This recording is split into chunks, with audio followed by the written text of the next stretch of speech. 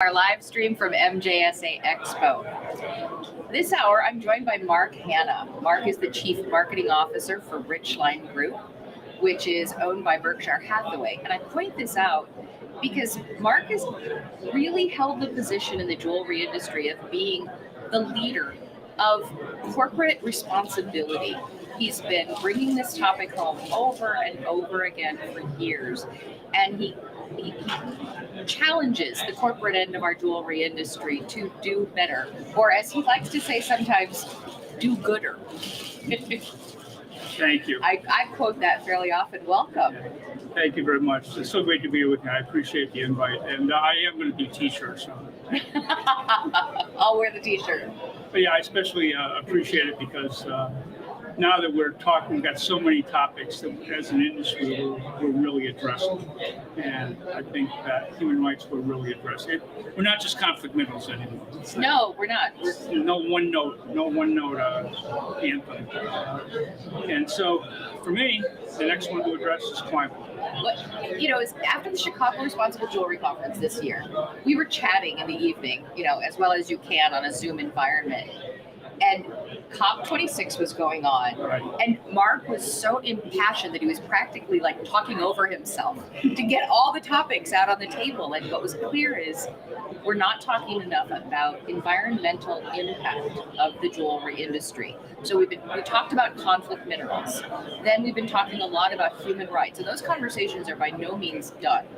But we have made progress, and now it's time to really start talking about the environment. Yeah, the COP26 held in Glasgow this year. First of all, that's Conference of the Parties, and 26 means this was the 26th one that was held. Well, why is it called Conference of the Parties? It sounds like saying blah blah blah blah blah. Yeah, I think it's global political correct. They wanted to get all the countries in there. Got it. They didn't want to say, well, the U.S. will be speaking, and so all parties. You know what? When I grew up, I was at a party line, my telephone. Yeah, I was too. Oh, you would? Mabel, hi, it's Mark. Oh, Mark at Hoffman College.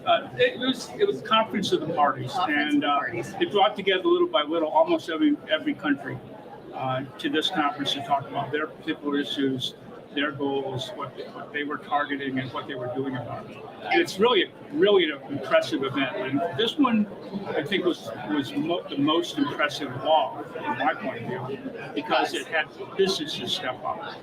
This wasn't just about having governments step up. This was about having businesses step up. And of course, then net zero became the mantra for this particular conference. And really, it's had a major effect. Not that a lot of companies weren't doing this or weren't on a path, but I think COP26 really was a catalyst that if you're not paying attention, small or big, now's the time. Pay attention. This is just how serious it is after all these years of we haven't made gains. We have not made gains, and we're no longer arguing about whether or not the climate's changing. No, I mean, the crazy fringe might be, but this is established science. It's changing. Yeah, one of the first people who spoke talked about we can't have a healthy people on an unhealthy planet. That seems basic. That's exactly right. It was so simple, but so direct. Mm-hmm. That, being a zealot towards this isn't really hard once you look at all the challenges that we have worldwide. And we're a worldwide industry, and we address our challenges of mining environmentally. We're addressing, John Mulligan from World Gold Council just spoke at an event that I was a moderator on, and really laid out a great plan that World Gold Council is working towards on renewable energy and expanding it to the communities where their mines are, and trying to address at least the energy negatives associated with mining. And can you speak to any of those points that he was making and how that affects us as an industry? Well, I think the most important points he was making were energy. That energy use at the mines? Energy use at the mines, making that negative or making it at least neutral, but also at the same time doing good for the people, the human factor by having that energy that they brought to that area, that community, stay there. Okay. So, and why it's there, aiding that community and them having services that require energy, and this would be renewable energy, so whatever they're using, this improves the community as well as improving the mine. It's really impressive. And is it large mines and small mines, or primarily large mines at this point? Well, ever since they've now started to support artisanal, I asked them exactly the same question. He said that they were going to roll out 3 major projects, and then at that point, yeah, they were hoping to, take it down to the levels of communities and the levels of small mines. And I think I'm not totally accurate maybe with this statement, but that a lot of the small mines were not very far from the large mines, so they were going to actually benefit from this early on. Interesting. Now I'm kind of extrapolating here, but couldn't there be some follow-on benefits to that? For instance, I know one of the reasons it's hard to get mercury-free processes to smaller mines is because they don't have power at those sites, and so mercury is a no-power way to work. So could there be other benefits from having renewable energy readily available? Hopefully, absolutely, yes. I mean, that's a perfect comment because we both work with Toby and mercury-free mining, so that is one of the conversations. Gravity isn't totally energy-free. No, it's not. But yes, so that's one impressive program, and then also Grant Anglin from IPMI, all the refineries. Sort of sorted out a lot of their directions. Green refining is now a comment that is now being worked on, and I know they've had some great success. And, I can't give you details, but I know this is important for them. So we go mining, and we go the big mines, the small mines, we go refining, and then really all the way at the top, LPMA is now has added environment. Sort of an ESG add to their responsible refining practices. To their code of practices. Is that similar to like an SCS where they're trying to get to like a carbon zero standard there as well? Yeah, they haven't forced members to state a target. Okay, but they are making sure that all members are on the path. And for things like SCS monitoring and scorekeeping, that's absolutely going to be in the future. Okay. I mean, if you look right now, it's at sort of a different area. Look at the SEC. The SEC is now stepping up. I think actually yesterday, I may have missed it, was going to be one of the pronouncements, but ESGs, environmental, social, and governance, are going to have somewhat of an equal weight in the financial statements. With the profit and loss statements. They're going to be opinions on valuations of companies is going to be equally important to the financial thing. And the phrase I love that the SEC, I think I stole this from the SEC, is it's showing the value of values. It's a wonderful statement. Yep.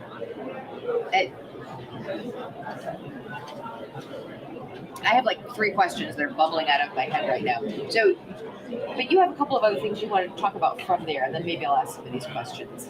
I think mostly it's understanding that this is not completely new ground.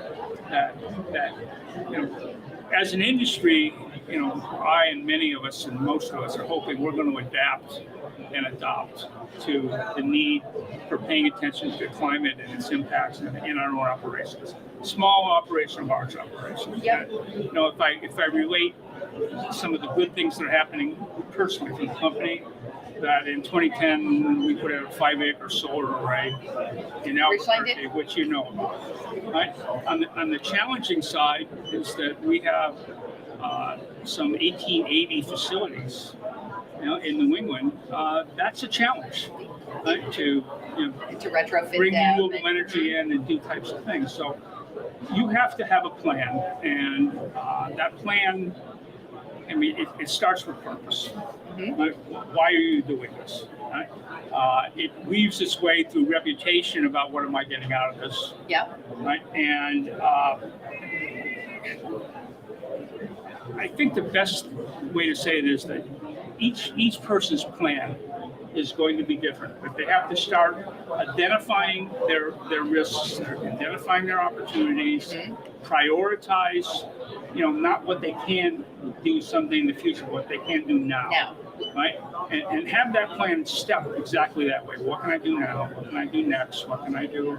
And I believe the industry is ready for that. I think that we are taking it on in so many ways. And once again, I said that I was privileged to be in webinars with the group I mentioned, but also the second webinar was with Keurig and De Beers and Richline,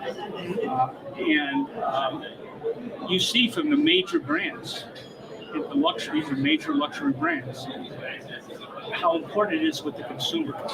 And that's the thing I think that people aren't realizing is that there is true consumer pressure now. It's not niche. Yeah, if they're stepping up and they're investing and they're creating the right brand message, they're not going to take a risk in brands like Cartier by greenwashing. It's going to be real. It's real. Did you see the recent McKinsey studies that measured consumer willingness to pay for responsibility? 63 and 70%. That's right. These weren't any longer 30% and 40% numbers. These were high numbers about how important it is. Right? Consumers do care. And by the way, I do recommend if you Google McKinsey and find their recent client report, it's a wealth of knowledge, especially because it takes away the why am I doing this? If the consumer is going to judge you and your reputation is not just on quality and not just maybe on price, but on how good a company you are and how good that brand is to the world, they're going to judge you on that. They will judge you on that. Time to step up. Well, and we're both old marketers, so this conversation about company values and wrapping your story around your values and standing for something and that people connect to values, not just to what you sell. This theme of environmental responsibility is more important than ever when it comes to your company storytelling. I always tell people, do it because it's the right thing to do. But if that's not enough for you, do it because it'll be bad for business if you don't. Yeah, well, and I think the other part of that is that when you do the evaluation of your company, you're going to come up against the word materiality. Mm-hmm. Like, materiality means how relevant is this particular thing to your business and to your customers. Yep. And when you really look at how many of climate-related issues and safety-related issues and health-related issues, these are monumental indicators of how good a company you are. Yep. And people are now are asking that question. And as I said, the SEC is going to start demanding it. The UK already is demanding it. Yes. And there's several other countries in Europe that are also. The EU is definitely ahead of us. Definitely ahead of us on this point. So, aside from that, I'd add that, beyond climate, probably the next most important issue of the least talked about issues is DEI. And that is another really critical issue for the jewelry industry. I mean, what we're talking about is really expanding this whole conversation about responsibility to say this is all about business ethics and character. Yes, it is. So, where we buy our materials from and what happens to the world when we expect, source them, and what we do to the environment in the process of acquiring our materials, but then also how we treat our people and our communities within our businesses, and that's where the DEI comes in. Yeah, and the roadmap to that really is first understand your purpose as an individual and as a company, and then secondly, state it. Do your own code of ethics. Do your own code of conduct. Mm-hmm. If you haven't done this, it's probably the most important exercise you could do, because now you're challenging what you believe from a business point of view. Yep. And your codes of ethics and conduct then become shareable. So, I always say that, we have our family values, and everyone that wants to be part of our family, you need to share our family values, or you're not getting dinner tonight. But that's the process. And then from those codes and from what you believe in, be sure that your supply chain understands that's where you are. If they want to be part of that family, they need to be there too. Not maybe immediately, but they need to have a path. And you're willing to help them. One of the great things about this is it's very collaborative. If you have your goals, then you need to be collaborative in seeing that others around you set those goals. and then you prioritize, and then eventually, to the point you were making a minute ago, talk about it. That's right. Right? There's the work and there's the storytelling. Yep. Right? And the storytelling is equally important. Maybe from a reputation point of view, absolutely important, because you do want people to know. So do it, prioritize it, be happy with it, be gooder, and tell the story. Well, and I think in the process of telling the story, we remind ourselves who we want to be. And there's your virtuous circle, that we keep reminding ourselves who we want to be as businesses. It's kind of marketing circularity. Kind of, yeah. I think about something in our last discussion this morning, the one just before this, I was talking with Christina Miller, and Christina always says, start where you are. Yeah. I think for a lot of people, this is overwhelming. There's so many things that you have, where's my gold coming from? Where are my diamonds coming from? Is it ethical to take things out of the ground? Like, everybody's overwhelmed with all these questions. And she always says, just start where you are. There are so many good guidelines now, and they're not daunting. The SDGs are not daunting. The SDGs are 17 clearly stated goals, and you don't have to attack the rest of them. We're addressing 4 or 5, right? And you address those ones that are most personal to you and to your business. Let's start there. There's great guidance. And I don't think people, what Mark's referring to are the United Nations Sustainable Development Goals, SDGs. And if you go to Google and you type UN SDGs, you can print a poster of what those goals are and put them on your wall and just start paying attention to what the goals are, because they are so practical. And you can find ways to attach them to your business. Yeah, the other thing is that there's a lot of phrases thrown around. I'm guilty of a lot of it. Trustability is my phrase for reputation.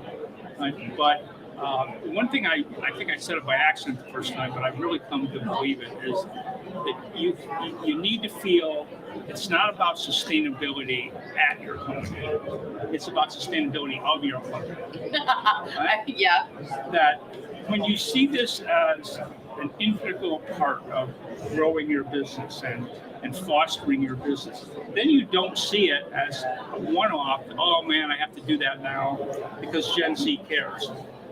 And there's so many studies. Look at NASDAQ did a great study on this too. Yes. About how much better socially good companies are doing, particularly through the pandemic. Yep. Right? And the message there was people are concerned now.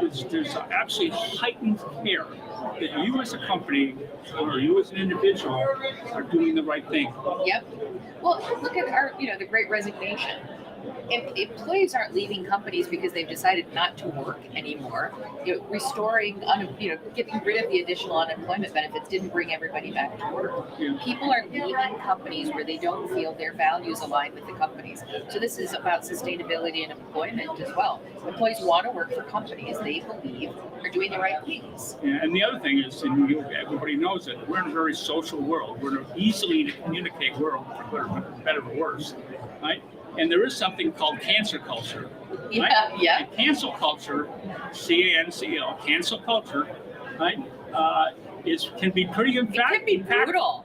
Brutal. That's it can be absolutely brutal. Yeah. TikTok can be brutal. I mean, we're in a world where people can speak directly back to companies, and they do. And coming back to storytelling for a minute, and this is an important point for me. I'm a marketing guy, but if you don't tell your story, somebody else will. And in this world of consumer sensitivities, you don't want someone else telling your story. No. Even if they told a different, even if the story they tell about your company isn't necessarily bad, distorting your story distorts your brand. You need to be in control of your brand and your story. So you've got to do the job of telling the story yourself. Yeah, I mentioned the word trustability a minute ago, and to me that's the one word that sums all this up. That from treat your employees right, to make sure your human rights are pristine, to yes, no conflict minerals, and you can document it, and you've got third-party verification. But now, environment, DEI, we've got more things to add to it. It's not daunting, it's necessary. I mean, it's not optional. No, it's not. It's necessary. And it is one of the challenges of being a business owner or a business manager, but it's we accept this as a business challenge like we do any of our other business disciplines. Oh, I had Lisa Garris, the head of VP of Human Resources for GIA. Yeah. She was on a panel with me yesterday, and she encouraged us to speak about inclusivity first. So DEI is diversity, equity, and inclusion. She wants to speak about inclusion, diversity, and equity because she said if people arrive at your company and they don't feel included, if they don't feel welcomed, they don't stay. So she always puts inclusion first, and that really sticks with me. That's uniquely a Lisa Garris thing. Yeah, I agree with that. I like that. Yeah. So, and actually, from segue from that is that talking about supply chain, that's also inclusion. It is. It's no good if I set my goals and I'm going to do this and I'm going to do that, even if I do it within my own room or my own home or my own company. It's got to be everything you touch. Right? That it's not just a supply chain. It's a family of ethics. It's a continuous. We talk about chain of custody. Everybody's got a chain of custody thing. Well, it's a chain of ethics. From the beginning, all the way down to you deliver it to whoever your customer is. Mm-hmm. Well, and we've got some traditional. When I made it to the jewelry industry, it was 95, beginning of 95.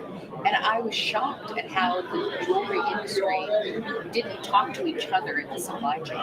There was so much opacity. And so suppliers and their customers were not talking to each other in the way that I was accustomed to in other industries. And I think we need to work really hard to break. It's like it's such a habit in our industry to not necessarily communicate transparently with our supply chain partners. The truth is, with the internet, all those secrets about who's supplying who and where they got what, they're harder to keep. It's not a realistic business practice anymore, but it is a habit that gets in the way of true responsibility. Yeah, there are so many good supply chain platforms, programs, protocols, that there's not much of an excuse for that data is too hard to organize or that data is too hard to get. Most things are look at Responsible Jewelry Council's chain of custody. Yep. It's not daunting.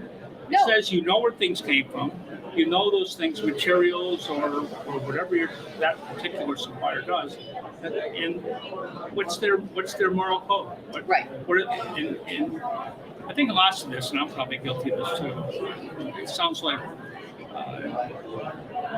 evangelist preaching. It's really saying if I don't really do it, if I don't really act on it, then I probably was a phony evangelist. Probably. We're back to the values conversation. Exactly. Are your values real? And if they are they important enough to you to follow them? And you can't do everything at once. I mean, what Christina said is exactly right. I mean, that's true of us at a large scale, and it's true of you at a small scale. You are someplace, but you first have to know where you are. Yep. What's that? Impact's a great word. What's the impact of that? And how do I prioritize what I'm going to do something about first? And then there's, you mentioned SCS. Yep. So SCS, South Pole, EcoVadis. There's numerous organizations. NAVEX, we're using NAVEX. But that are really outside consultants, yes, but really skilled, knowledgeable, focusing on the right questions to ask, focusing on how you tie your global information together. Yep. Something like GHG emissions as an example. And it puts you someplace where you know where you are. And then you've got the hard decision of where do we go first. Well, and you don't have to do it all at once. When you're thinking through my environmental impact, my human rights impact, my supply chain impact, my DEI impact, hey, do a laundry list. Like, make a list of all the things you should be doing. We all tackle the process of being more ethical, more character-based people for a lifetime. It's not a process that ends. Then do one thing at a time. You'll be making progress. That's better than not doing anything. Also, as an industry, we should be a little bit proud and use what we've done over the last few years. I mean, I've been in this industry. When was 1972?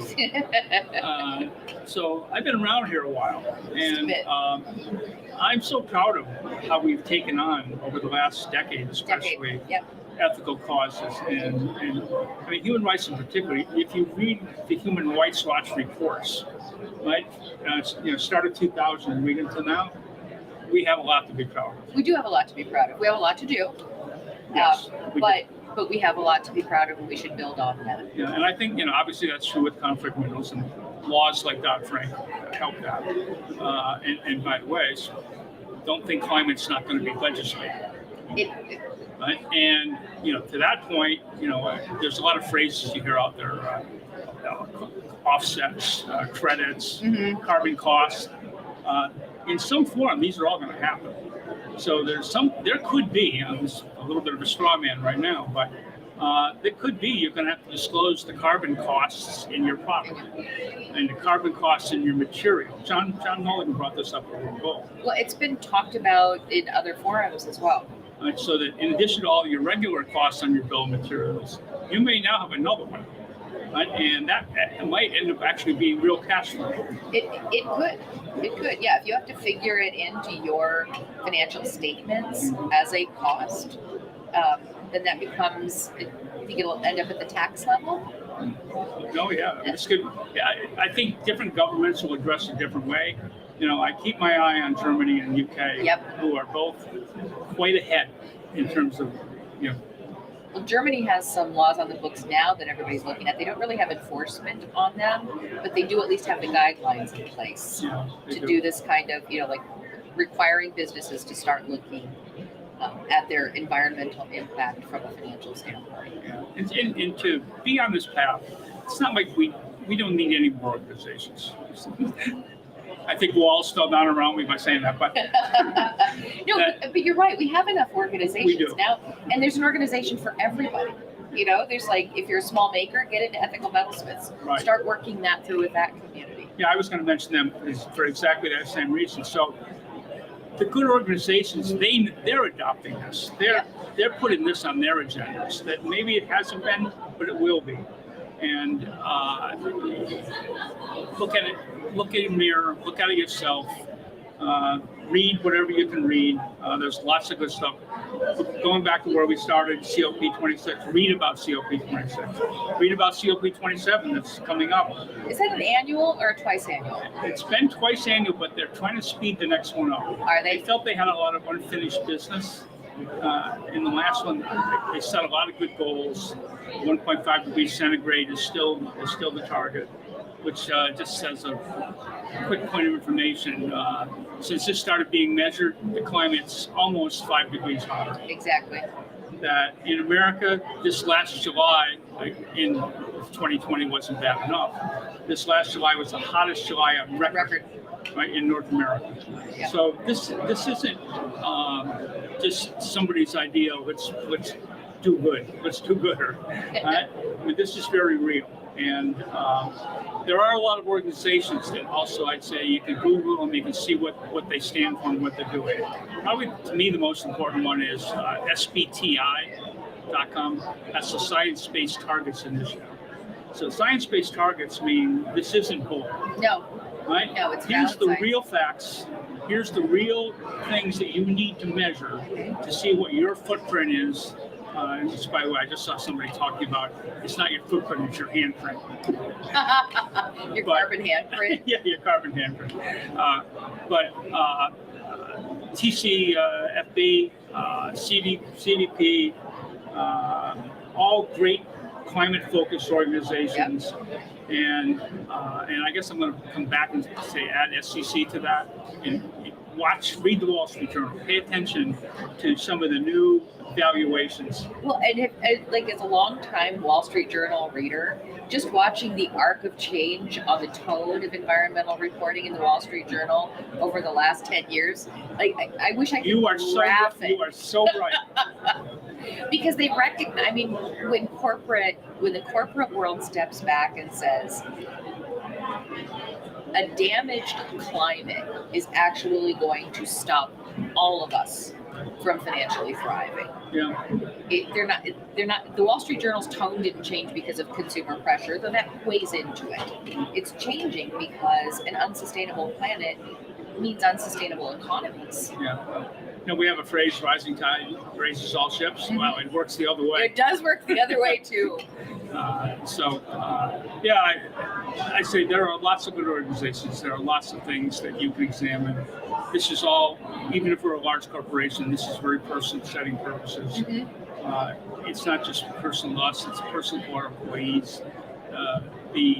Anyone that's been trying to hire during this difficult environment, I can guarantee you a lot of the questioning and a lot of decision making is based upon where you're going ethically and responsibly as a company. And I think that one of the statements that I made at one of the meetings, our internal meetings, one of the young ladies talked about, we don't outsource our responsibility, do we? Right? And I think we were talking about setting up measurements and how we were going to do it. It's another great sentence that we don't outsource our responsibility. You can't outsource your character. Yeah. It's yours. So yeah, I think my advice is if it wasn't enough to do, there is more to do, and it's just not something. Andrew and I go to lots of conferences, and we've been on lots of conferences. Climate's not been a focal point. Environments, other than things like the wonderful Amazon Aid project on a disastrous situation, it's not that there are none. There are some good projects affecting the industry, but nothing quite of the level of looking at climate change, both macro-wise in terms of what the real impact is, but also micro in terms of what can I do. How can I help as a consumer, as a small business owner, as a president of a corporation? It's time. And it's tick, tick, tick, tick, tick, tick, tick. So. Yeah. It might seem like, I know there are a lot of smaller businesses in our audience today, and it might seem like, well, I can't afford, a consultant to take me through an RJC process or, an advisor on the climate for our company. But all of these acronyms that Mark just went through, they all have standards and resources on their websites, information that you can use, and it's there for free. So the first thing you can do is just start to get informed. And not just so much in terms of, I look at this, we're at a trade show and I've got my plastic bottle here. I promise I've been refilled. I paid more for mine. It's it's not just as simple as, it can be just as simple as recycling, but sometimes I think what we think we know about impact on the environment is it's like scratching the surface. And when you go to those websites of those environmental, the science groups or you've got your list of acronyms there, and I'm never going to come up with them on the fly. But when you go to those websites, you start thinking about your environmental impact in a different way. Yes. And then you look at your workplace in a different way, or you look at your supply chain partners in a different way. So the most important thing you can do if you're not already familiar with all of this is to just go look at the websites, do some research. And like Mark said, look at the UN SDGs. The other thing, we're hearing a lot about net zero, certainly from COP26 we did. You're hearing a lot of corporations making statements and making commitments that'll be net zero by 2030 or net zero by 2050. So I'm actually reading a book right now called Net Positive, right? And the book Net Positive it's from the former CEO of Unilever and a couple of really great environmental writers.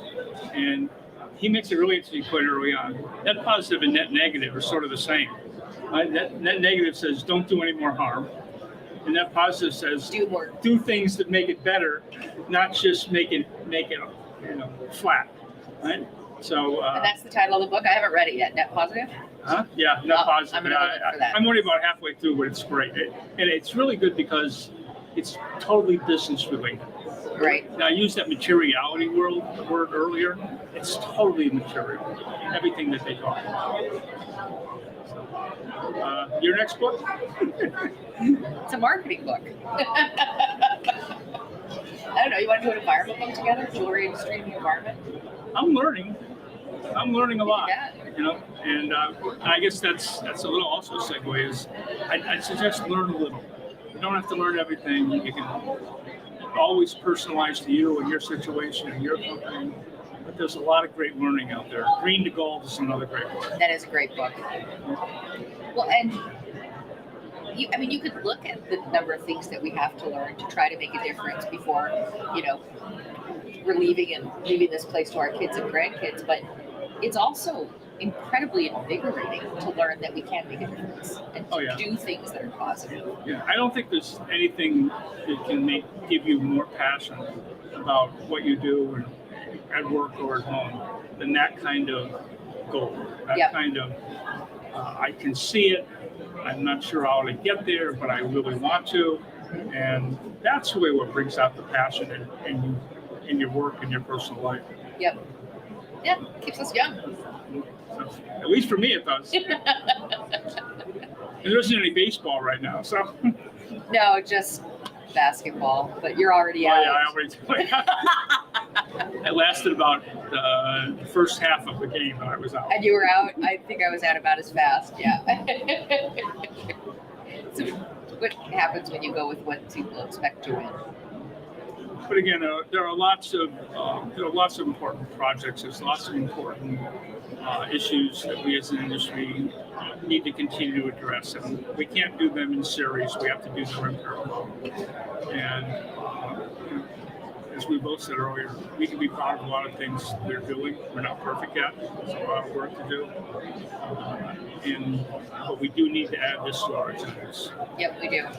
So join something, do something. So join Ethical Metalsmiths. If you're a member of RJO, IJO, JA, MJSA, whichever group you're part of, be a voice for having more responsibility discussions within those organizations. Ask them to have those presentations at their education forums like we're doing here at MJSA. Attend the Chicago Responsible Jewelry Conference or the Jewelry Industry Summit. Participate in the Cleaner Gold Network.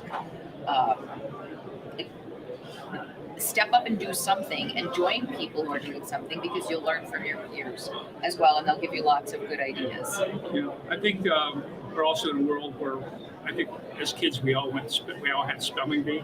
Mm-hmm. Like, I was good at it. I was not good at it. I think on the SATs, like an 800 math and 400 in English. I don't know if I can even spell SAT.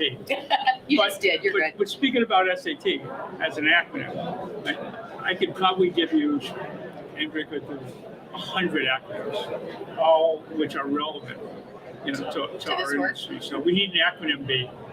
Oh, an acronym B. That could be kind of. Could there be drinking involved? Oh yeah. Because I think that would be necessary. That's the only way to go. Except DUI would have been one. We have to leave that one off. We all have to stay. So you had some acronyms here, some energy or some environment organizations. Like you said earlier, I could try to memorize them all, but I'll forget some. So I'm not going to tell you what all these mean. I'll tell you what a few of these mean. SBTI, I told you, science-based targets. SASB, very important one. The Sustainability Accounting Board. I didn't even know that one. Yeah, SASB, very important. We're using it a lot. NAVEX uses it a lot in setting up measurements. So I'd look at that one. Standard SASB, Sustainability Accounting. Which is, GRI, Global Reporting Initiative. That's really the scorekeepers.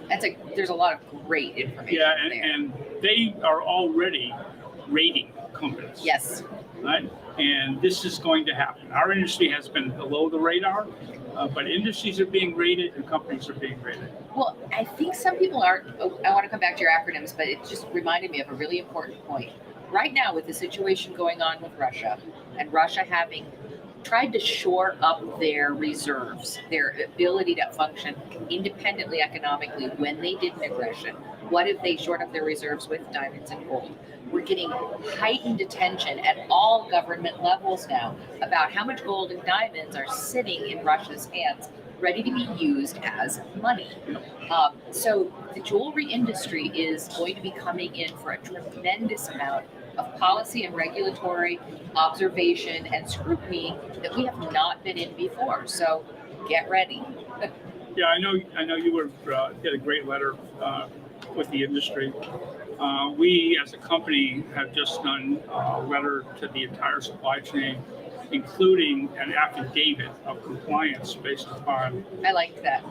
Because we're asking people to recognize that but also show us you Show it. recognize that and understand that you're committing that we are not going to get Russian diamonds, we are not going to get Russian materials, and we don't want them in any form. That's right. And it doesn't matter if you can get them legally because somebody worked their way around it. We don't want them. You know, and again, I'm old, so I lived through this in the beginning with the SEC and on the Dodd-Frank Act. Mm-hmm. And you know, when I first heard about the Dodd-Frank Act, I asked the State Department, "Is this an embargo? Right? Are we embargoing because we're going to hurt small people, right? And we're going to hurt people that can't do this?" Well, guess what? This Russian one is. It's an embargo. This is absolutely saying Russia's not a small little artisanal miner. Russia knows what they're doing, and I don't want to get into politics, but yes, we're asking all of our suppliers to sign an affidavit guaranteeing that we will not, in any which way, shape, or form, receive Russian diamonds or Russian precious metals. And that was a really powerful statement from Richline, which is one of the largest players in the U.S. jewelry industry, so in the world. So that's putting their values right out there on paper, and it's not an inexpensive choice for you to make. Oh no, it's a difficult choice. It's a difficult choice. I think anybody who's been at the supermarket much knows what supply chain issues That's there right. are, from bread to gold. There are a lot of supply chain issues. So to further narrow your supply chain at a difficult time is a pretty strong statement that you're putting ethics before economics. That's right. And hey, listen, we labored with that decision too. These are tough decisions. I remember you saying you were going into meetings. Yeah, with actually, Brett. you're I would right. imagine there was a lot of conversation. We spoke the morning that we were trying to decide, okay, let's put all this up on the blackboard, and what does this look like for us? Yep. And but we came down, as you guys stated, we came down with, Well, I was impressed. yeah, so. Yep. Back to your acronyms. Oh, yeah. All right, so GRI, I said. ECI, it's the Ethics Compliance Initiative. TCFD, I mentioned that earlier, that's the task force for climate disclosures. Mm-hmm. That's an important one also. That is. TCFD. CDP, I don't even know what it stands for, and I didn't write it. I don't know what it is. But you wrote it down, so you must have been thinking about it. And I'm looking at my sheet, and SCS and South Pole and other organizations that help you do this. Another thing on my notes is that just last week, though, California just initiated a corporate climate. Yeah, they did. Corporate Climate Respect Act, right? So, and you know, those of us and get involved with a lot of legislature stuff. If California does it, it's on its way. It's on its way. It's on its way. So, I said I also have a separate note. You said this earlier. It says start goals that you can measure, like start at your own tier and go move from there. Christina said it, you said it, I said it again. It's just good advice. It bears repeating. I think maybe it's worth talking a little bit more about, it skipped over a little bit quickly, but I really encourage looking at the SDGs, reading them, and I really encourage understanding what ESG means. And you know, if you Google this, you'll get your inbox full for hours. Yeah, you will. You will. Well, and there was some criticism in the news media recently about ESGs and do they really stand for what they say they're standing for? And I think there's a tendency in the environmental or overall social responsibility world to sometimes let perfect be the enemy of good. Yes. I think there's two enemies. That's the first one. The second one is trust but verify. Right. Because you need to do it on trust, and you need to have enough verification on certain things where you must. To support But that to trust. but to verify everything you do, that's where the costs come in. But the more you're trusted, the more you've always done the right thing, the less you have to verify. That's true. The less you need the third parties to say, oh yeah, you did it, okay. B+, be a company that people trust. That trustability word to me is paramount. And and then some of that verification won't be necessary because people know you stand by what you say and what you do. Well, and that's, I mean, when we talk about like civilization, this idea of civilization, it's really about the idea of shared values and defining that certain things just aren't done. And as an industry, we are our own, it's a form of civilization. As an industry, we just need to get to the point where we say certain things just aren't done and keep raising that bar together. Yeah, well, I think as an industry, the ultimate verification for us over the decades has been the handshake. It has been. Right? And that's still pretty much good. We have to sort out some bad guys along the way.